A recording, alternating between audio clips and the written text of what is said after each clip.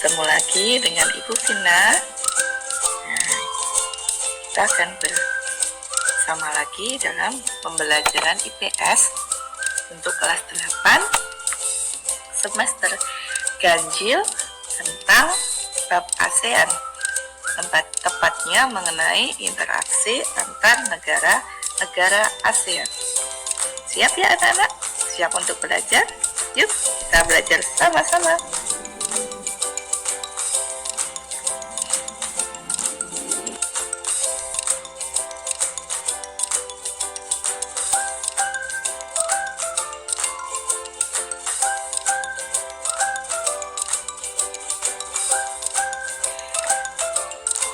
Yang pertama yaitu mengenai pengertian interaksi antara negara-negara ASEAN.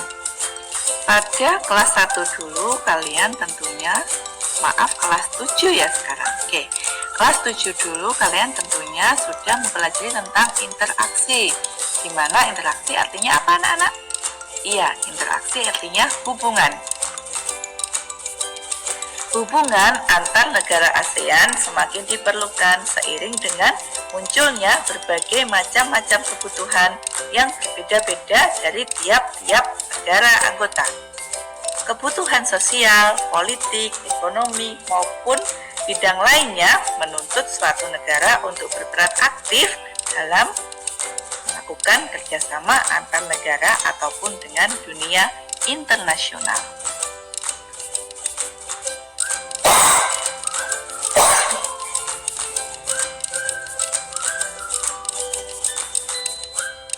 Nah, bagaimana terjadinya interaksi tersebut? Tentunya ada faktor pendorong dan faktor penghambat terjadinya interaksi antara negara-negara ASEAN. Untuk yang pertama, mari kita bahas tentang faktor pendorongnya. Faktor pendorong yang pertama yaitu adanya kesamaan dan perbedaan sumber daya alam. Kesamaan sumber daya alam antara beberapa negara dapat mendorong terbentuknya kerjasama antar negara. Sebagai contoh, beberapa negara penghasil minyak bumi membentuk suatu kerjasama yang diberi nama OPEC, Organization of Petroleum Exporting Countries. Di sisi perbedaan sumber daya pangan di setiap negara ASEAN juga melahirkan kerjasama. Indonesia mengekspor hasil pertanian ke Singapura. Indonesia juga mengimpor beras dari Myanmar dan Thailand untuk memenuhi kebutuhannya. Poin yang kedua adalah faktor dari kesamaan dan perbedaan wilayah, atau istilahnya kita kenal dengan kondisi geografis. Karena kesamaan letak geografis, beberapa negara di suatu kawasan pada umumnya mengadakan kerjasama untuk menjaga stabilitas dan keamanan negara. Contoh, negara-negara yang terletak di wilayah Asia Tenggara membentuk kerjasama melalui organisasi ASEAN.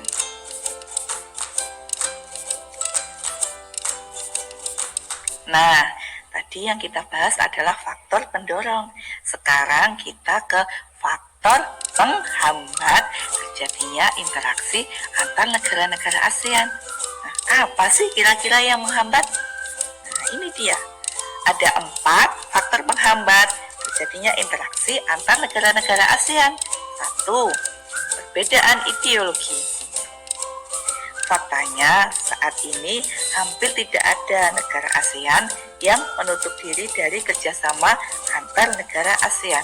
Jadi walaupun berbeda ideologi sepertinya hambatan ini lama-lama akan hilang. 2. Konflik dan peperangan. Kondisi konflik dan peperangan yang terjadi di dalam negeri maupun antara negara mengganggu stabilitas negaranya sehingga akan menghambat kerjasama. 3. Kebijakan protektif. Kebijakan protektif suatu negara yang menerapkan kebijakan yang bertujuan melindungi kepentingan dalam negeri dan meningkatkan daya saing. Misalnya, tidak menerima impor hasil pertanian karena dapat mempengaruhi kondisi pendapatan hasil pertanian di dalam negeri. Nah, sebenarnya sih tujuannya bagus untuk melindungi dalam negeri, tapi akhirnya tidak bisa bekerja sama dengan negara-negara ASEAN lainnya. Poin yang keempat, faktor penghambatnya yaitu perbedaan kepentingan tiap-tiap negara. Lawang tiap individu saja beda kepentingannya, apalagi tiap negara. Nah, di mana satu negara itu individunya banyak sekali.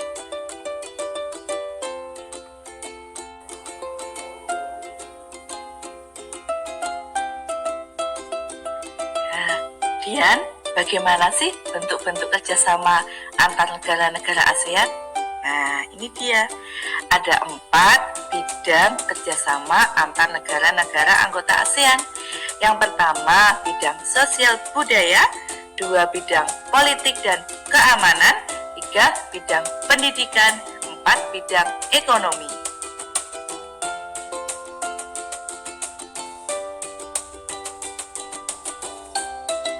Nah, sebelum kita memperdalam pembahasan kita mengenai bentuk kerjasama ASEAN, mari kita simak bersama video berikut ini, anak-anak.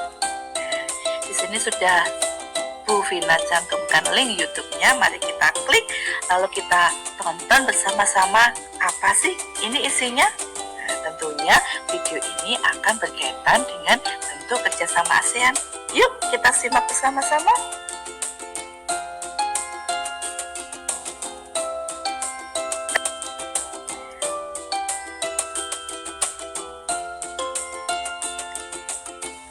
Wah, seru sekali bukan? Video yang sudah kita putar tadi.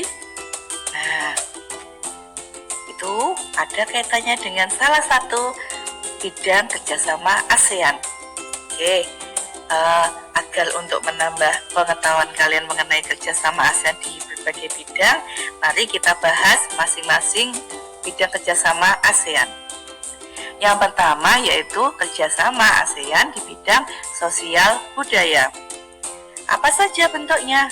Nah, 1, saling membantu negara yang sedang dilanda bencana. Misalnya, dulu saat Indonesia terjadi tsunami, terjadi gempa bumi, negara-negara anggota ASEAN sangat aktif membantu Indonesia.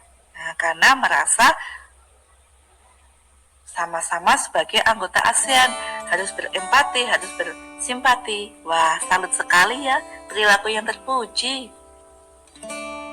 2, pertukaran budaya dan seni serta festival film ASEAN.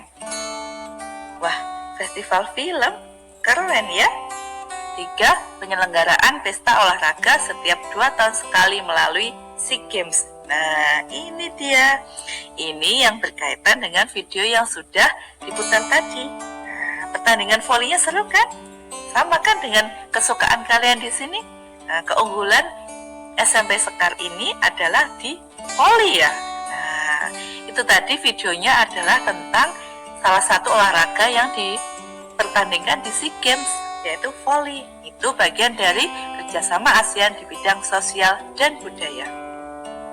Yang keempat, kerjasama ASEAN di bidang sosial budaya adalah adanya penandatanganan kesepakatan bersama di bidang pariwisata yang biasa disebut dengan ATA, ASEAN Tourism Agreement. 5, ketahanan sosial dengan menekankan kesejahteraan golongan pendapatan rendah, pembayaran upah, dan perluasan kesempatan kerja. Wah, kalau kesempatan kerja diperluas, banyak yang bekerja, bisa mengurangi pengangguran. Nah, pendapatan meningkat, negara jadi makmur dan sentosa.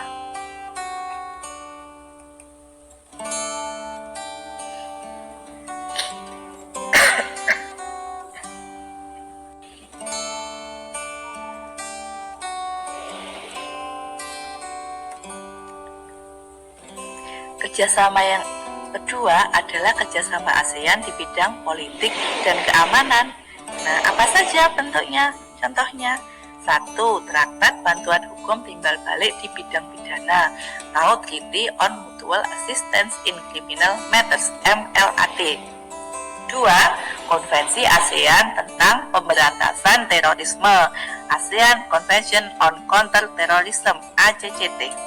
3. Pertemuan para Menteri Pertahanan dengan tujuan mempromosikan perdamaian. Kemudian keempat adalah adanya pemberantasan kejahatan lintas negara di bidang hukum, bidang migrasi, dan kekonsuleran.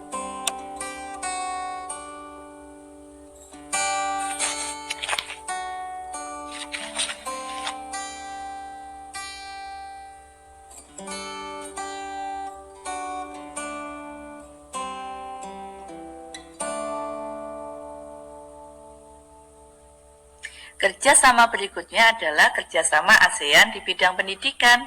Wah, ini nih yang berkaitan dengan kita. Saya sebagai guru dan kalian sebagai siswa, sama-sama sebagai pihak yang bergerak di bidang pendidikan. Yuk kita simak baik-baik. 1. Mengadakan Olimpiade Regional Asia Tenggara untuk negara-negara anggota ASEAN. 2. Menawarkan beasiswa pendidikan bagi mahasiswa terpilih dari negara-negara ASEAN. Wah, yuk pintar-pintar belajar agar berprestasi. Siapa tahu bisa mendapatkan beasiswa dari ASEAN. Amin. 3. ASEAN Japan Scholarship Fund, fasilitas beasiswa bagi negara anggota ASEAN yang belajar di berbagai universitas ASEAN dan Jepang. Wah, Jepang nih, dekat Gunung Fuji. Keren. Yuk, rajin belajar. 4.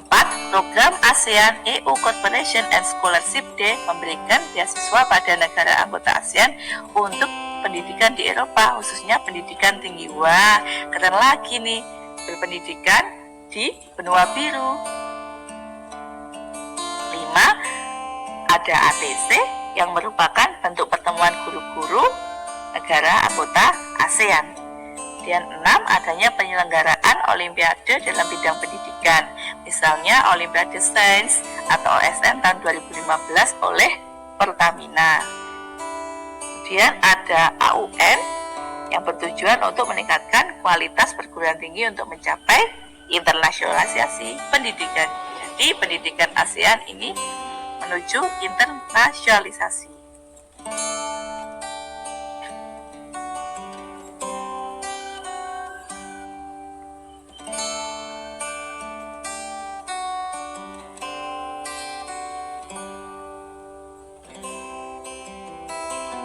Nah, ini kita sudah sampai pada kerjasama ASEAN di bidang ekonomi. Nah, bidang kerjasama ASEAN yang keempat, apa saja? Yaitu adanya Masyarakat Ekonomi ASEAN atau MEA. Nah, pasti kalian pernah mendengar ya di TV, yang merupakan sebuah integrasi ekonomi dalam menghadapi perdagangan bebas antar negara ASEAN. 2. Adanya kerjasama melalui kawasan perdagangan bebas, yaitu ASEAN Free Trade atau AFTA, yang bertujuan membangun produsen dari sektor produksi di tingkat lokal untuk mendapatkan fasilitas yang bersifat khusus. 3. Dibentuknya Pusat Promosi ASEAN. Wah, bisa sangat terbantu ini negara-negara ASEAN dalam mempromosikan hasil alam ataupun hasil produksinya. 4. Usaha di sektor cadangan pangan. 5. Industri melalui ASEAN Industrial untuk membangun sejumlah industri di berbagai negara.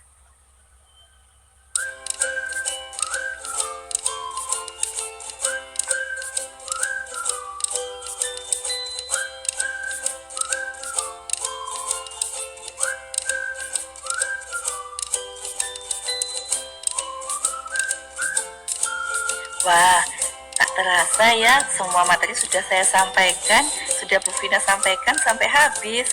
Tadi terakhir pada kerjasama bidang ekonomi ASEAN. Nah, alhamdulillah semua sudah saya sampaikan. Mohon maaf ya apabila masih ada kekurangan Vina dalam menyampaikan.